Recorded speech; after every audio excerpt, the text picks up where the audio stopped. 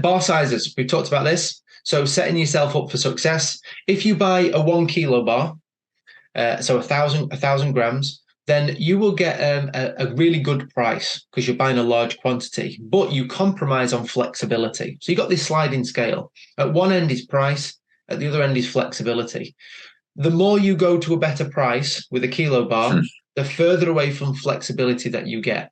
You either sell the whole bar or buy the whole bar. You can't shave a little corner off or anything like that. If you go to the other extreme and you buy 1,000 1-gram bars, then yes, you've got flexibility, but you're going to massively overpay for that same quantity of metal. So you have to think about where do you want to be? What are your priorities? And having various, a range of denominations is probably going to serve you quite well. The way that we do it is slightly different again, and we buy part of a larger bar. They're called good delivery bars, or standard bars. They're 12.5 kilos, 400 troy ounces for gold. And we buy part of that large bar. So we get a good compromise between a good price and also more flexibility than a 1-gram bar because we can sell down to the penny. Think of it like buying an apartment in an apartment complex. You don't own the whole building, but you own that part of that building. And you still legally own that part of the building. And this is how we have the possibility to switch metals. If you just have bars at home, it becomes quite difficult to switch. Not impossible, but a bit more difficult. So it would be very inefficient, wouldn't it, doing it with physical metal? Yeah, it would be inefficient. So think about that. Again, start with the end in mind with the metal bar sizes that you're looking to buy.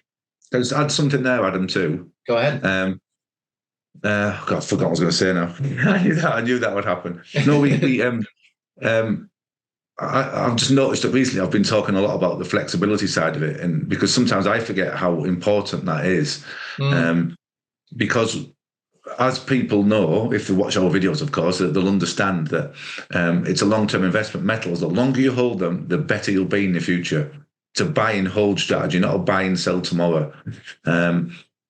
So if you had a 100-gram bar, and say that's 5,000 euros today, I don't know what it actually is, 5,000 euros. And if your car blew up and you needed 1,000 euros to pay for your car to be fixed or whatever, you'd have to sell the whole bar if you had a whole bar, which means you're not buying long term. You might have only just bought it. It means you'd have to sell the whole bar short term, and you'll lose out.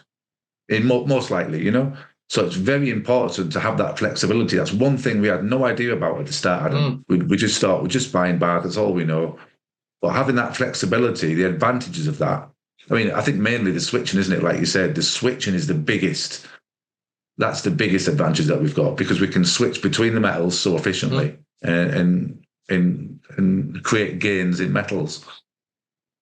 Oh, sorry, Matt, I'd add that at the end there. Yeah. No, it's true, because it's a real shame if you've gone out there, you've taken the leap, you've bought metals, and then you buy, let's say, a kilo bar, and then you did have to sell the whole thing for something that didn't cost the same value as the whole thing, but your investment's then finished. It's over. You've got to start again. So, it's just, again, something to think about.